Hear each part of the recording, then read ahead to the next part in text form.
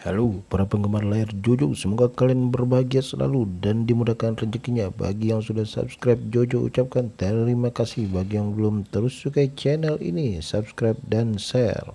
Film yang akan kita ringkas kali ini berjudul Siren, rilis pada tahun 2024 dan dibintangi oleh Jayam Rapi sebagai Tilagan, Katy Sares sebagai Inspektur Nandini, dan Samuti Karanis sebagai Nagalinggam. Buat kamu yang sudah tidak sabaran, tetap tenang dan jangan tegang.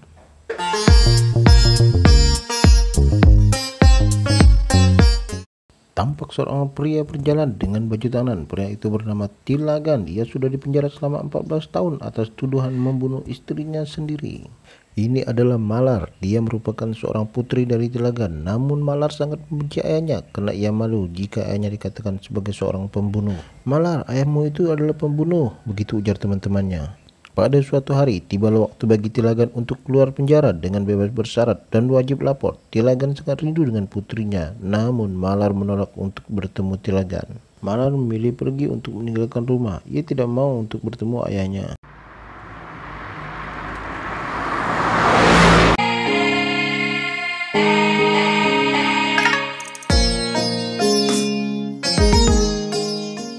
Di sisi lain, ibu Tilagan dan para saudaranya sangat merindukan kedatangan Tilagan ke rumah. Tilagan teringat akan segala kenangan yang ada di rumah itu, termasuk kepada istrinya Jennifer dan sang putri kecilnya Malar. Tak mau putus asa, Tilagan diam-diam mengikuti anaknya ke sekolah. Di saat itu, secara kebetulan bisa melihat anaknya di warung dekat sekolah. Meski tak bisa memegang wajahnya, namun Tilagan menampakkan aura kesedihan. Di saat yang sama, kebahagiaan Tilagan terusik karena sekelompok preman yang dipimpin oleh Vicky menggoda Malar dan teman-temannya. "Hei cantik, pergilah bersamaku," ujar Vicky. Malar pun pergi meninggalkan Vicky. Tak mau tinggal diam, Tilagan lantas mengajar Vicky dan kawan-kawannya. Kejadian saat itu disudahi karena adanya kedatangan para polisi.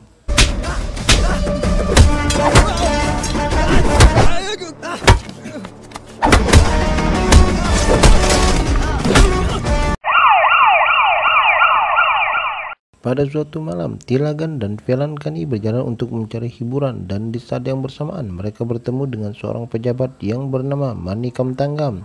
Ia juga ingin minum-minum, namun asistennya yang bernama Anggu meminta izin untuk pulang terlebih dahulu. "Tuan, saya harus pulang terlebih dahulu," ucap Anggu. Rupanya Anggu mempunyai rencana lain. Ia menyuruh seseorang untuk menghabisi Manikam Tanggam. Anggu lantas menelpon seorang bernama Manikanda untuk menghabisi Manikam di toko miras. Tujuannya agar dia menjadi penguasa partai dan kastanya. Ternyata orang suruhan Anggu sudah datang untuk menghabisi Manikam Tanggam. Secara tiba-tiba listrik di tempat itu menjadi padam, dan entah apa yang terjadi di tempat itu sehingga pada saat itu Manikam Tanggam sudah tergeletak tidak sadarkan diri. Esoknya media meliput Inspektur Nandini atas berita kematian Manikam. Nagalinggam datang ke TKP. Ia ragu akan kemampuan Nandini dalam menyelesaikan kasus tersebut. Nagalinggam yang berasal dari kasta yang sama tidak akan membiarkan pembunuh Manikam itu tetap hidup. Di saat yang berbeda, Tilagan dan Velankani sedang berada di rumah Anggu. Tilagan ingin menjual tanahnya melalui Anggu. Velankani lalu pergi untuk mengambil sebuah berkas. Di saat memperkenalkan dirinya kepada Anggu, Anggu merasa mengenali wajah Tilagan.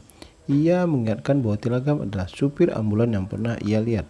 Merasa dikenali oleh Anggu, Tilagan pun tak ingin tinggal diam. Ia mencoba untuk menghabisi Anggu dengan caranya sendiri. Tilagan sepertinya sudah punya rencana. Ia mempermainkan Anggu. Ia menyiapkan obat yang ternyata sudah ia isi dengan racun.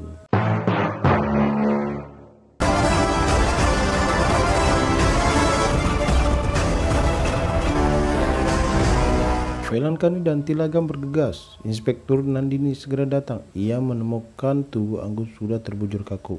Wah, ada-ada saja nih PR baru bagi Inspektur Nandini. Setelah kematian Manikam, kini ia harus menyelesaikan PR-nya tentang pengungkapan kasus kematian Anggu.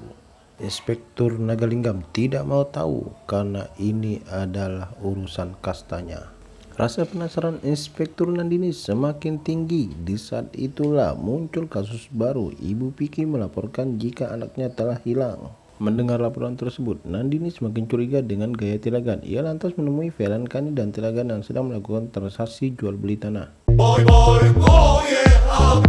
Tak banyak bicara, Nandini langsung menyeret Tilagan. Anaknya Malar melihat kejadian tersebut. Makin bencilah Malar dengan sosok ayahnya sekarang.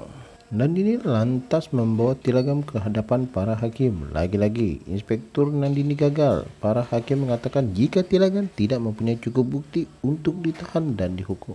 Tak banyak yang tahu, rupanya selama bertahun-tahun di penjara, Tilagan telah banyak belajar cara untuk balas dendam. Ia harus balas dendam terhadap 3 orang yang telah bertanggung jawab atas penderitaan hidupnya dan istrinya. Tilagan harus bergerak cepat agar tidak diketahui oleh para musuhnya.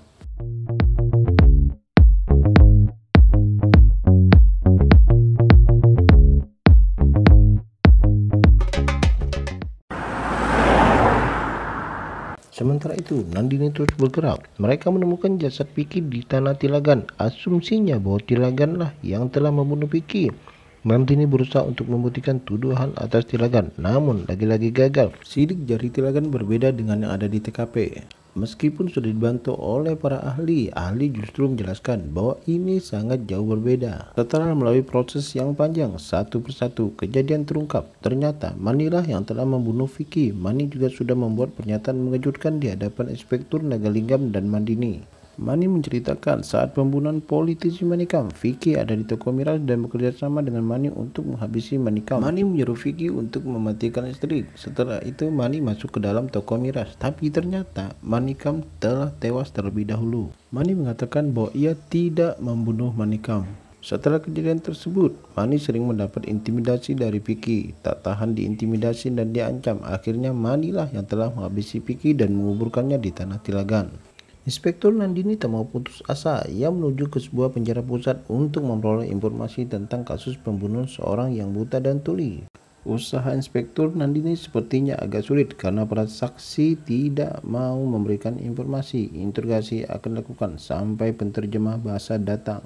Rupanya sang penterjemah itu adalah Tilagan. Nandini tidak menyukai hal itu. Ia mengatakan kepada orang-orang bahwa Tilagan adalah pembunuh. Tapi bagi para saksi, Tilagan adalah orang baik. Ia merupakan seorang pahlawan yang layaknya seperti Tuhan. 14 tahun lalu, Tilagan adalah seorang supir ambulan. Ia telah banyak menyelamatkan nyawa. Ternyata di sebuah rumah sakit, Tilagan bertemu dengan seorang perawat yang memiliki kebutuhan khusus. Perawat ini bernama Jennifer. Disinilah ia memulai cintanya dan mereka akhirnya menikah. Pada suatu hari, Tilagan menolong seorang bernama Katir. Hal ini dilakukan karena Katir dihajar oleh Anggu yang tidak setuju dengan pernikahan Katir dengan kasta mereka.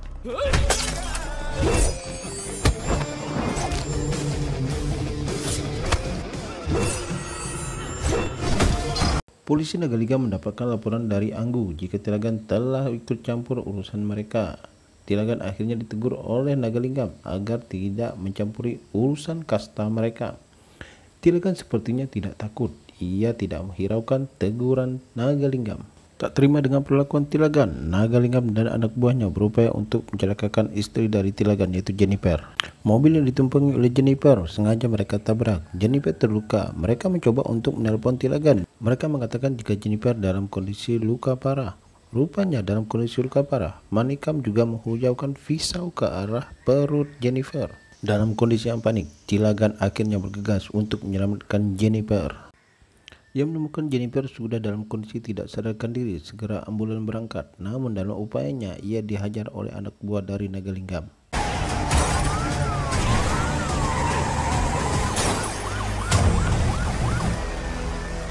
Upaya Tilagan untuk menyelamatkan Jennifer sepertinya tidak berhasil. Sampai di rumah sakit, Jennifer sudah dinyatakan meninggal dan tidak mampu diselamatkan.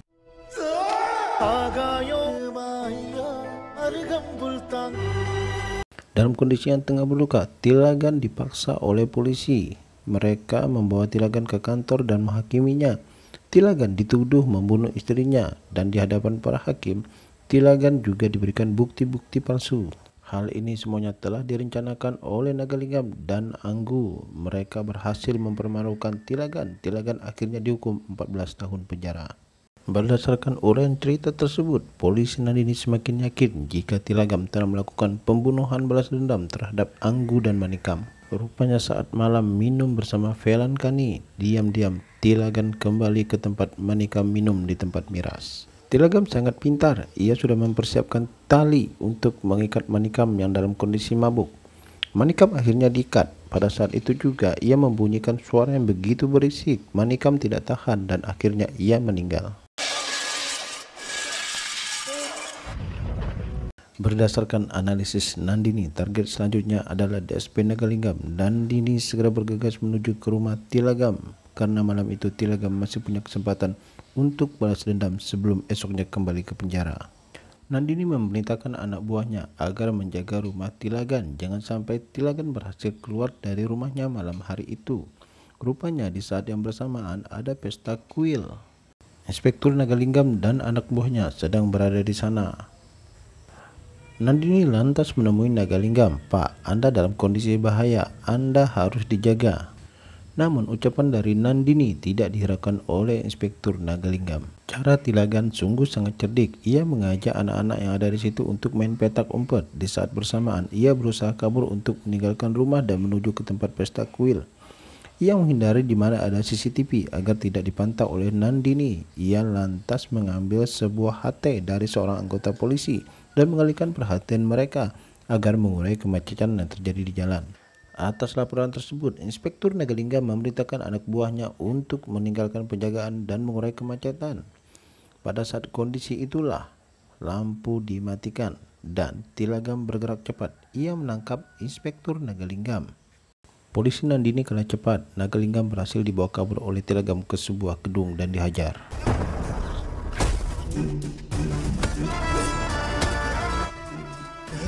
Polisi Nandini berhasil menemukan Inspektur Nagalinggam yang sudah tidak sadarkan diri. Mereka segera menelpon ambulan. Tak ada yang menyadari jika supir ambulan itu adalah Tilagan. Ia membawa Inspektur Nagalinggam ke tempat sepi dan membiarkan Nagalinggam sampai meninggal. Lagi-lagi Nandini kalah cepat. Ia segera menuju ke rumah Tilagam.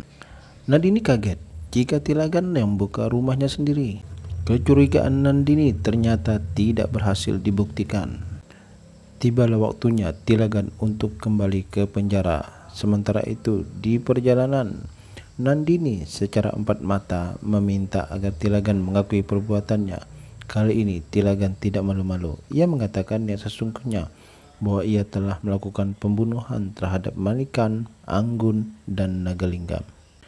"Tidak apa-apa jika aku dianggap pembunuh. Yang penting anakku Malar bisa bahagia. Aku telah menuntaskan semuanya." Beberapa bulan kemudian, Tilagan berada di penjara dan mengajarkan banyak hal terhadap teman-temannya. Hal yang tidak diduga, Nandini datang dan membawa Malar. Entah apa yang dikatakan kepada Malar, sehingga Malar mau datang menjenguk ayahnya dan bertemu. Kondisi saat itu sangat menyedihkan. Malar akhirnya bisa bertemu dengan sang ayah. Film pun selesai. Pesan dari film ini adalah agar kita jangan sampai main hakim sendiri ketika dalam kondisi yang merugikan diri sendiri.